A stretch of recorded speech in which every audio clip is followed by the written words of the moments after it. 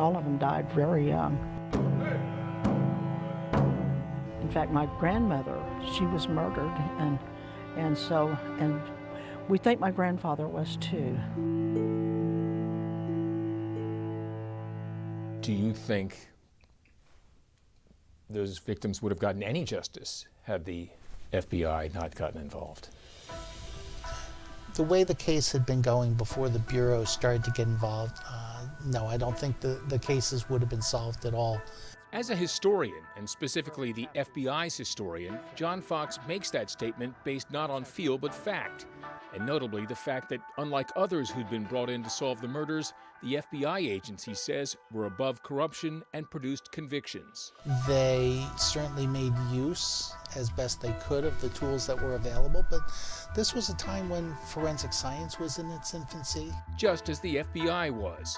Far from being the storied agency depicted in the FBI's in-house museum, the agency that would catch the Unabomber and the BTK killer and catch the imagination of the American public by taking down gangsters like John Dillinger, the FBI was more or less unknown in the early 1920s when the Osage murders were taking place. The Bureau of Investigation, as the FBI was called, was pretty small. But a man named J. Edgar Hoover took the reins in 1924 as Osage leaders were pleading with the Bureau of Indian Affairs for help. It was Hoover who basically sent out the memos from Washington to our office in Oklahoma City saying, get on this. Fox is the first agents to work the case developed strong suspicions around Bill Hale, a powerful cattleman and the uncle of Ernest Burkhart. The self-proclaimed king of the Osage Hills, Hale owned a controlling interest in a local bank and held considerable political influence. One reason those agents hit a dead end. People weren't willing to speak. People were fearful.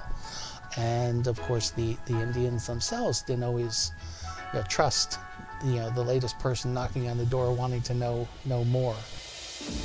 Under pressure to show that his agency was not only above board but competent, Hoover then made what turned out to be a critical decision.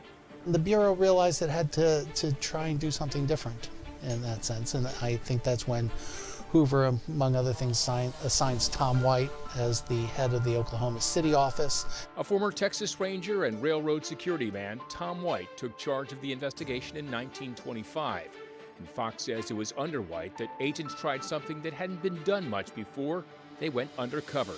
By basically integrating themselves into the economy and the society there, they were able then to build trust with people, and in doing so, of course, are able to gather the evidence that really allows them to focus on Hale.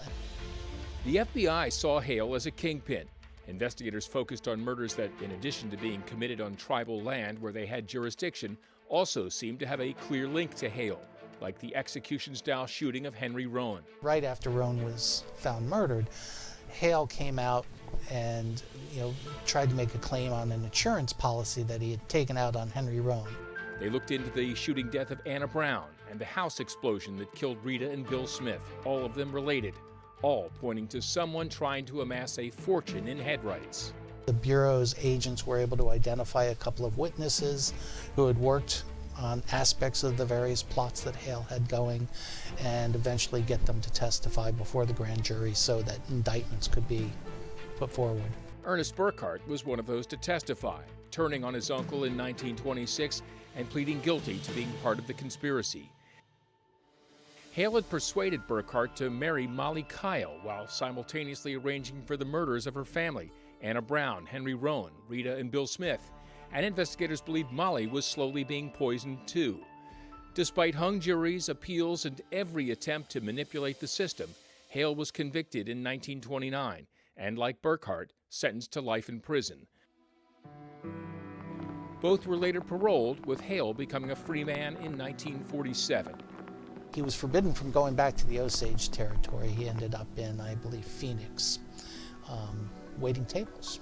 Hale died in 1962 at age 87, a long life compared to those he cut short in a brazen attempt to take wealth that wasn't his. He was definitely a cold-blooded criminal. How does he rank in the Bureau's pantheon of villains? He's certainly, up there. Now, John Fox helped David Grand with Killers of the Flower Moon, but he admits he is not a big fan of the book's subtitle, saying he does not see the Osage murder case as the birth of the FBI. Still, he appreciates that the book and the movie will give people a better understanding of what the FBI does, which in 1920s Oklahoma, he says, was very good work. While federal agents were able to uncover the murder ring, the Osage were forced to finance part of the investigation with their own money. It seemed the system was working against them. More on that system in a moment.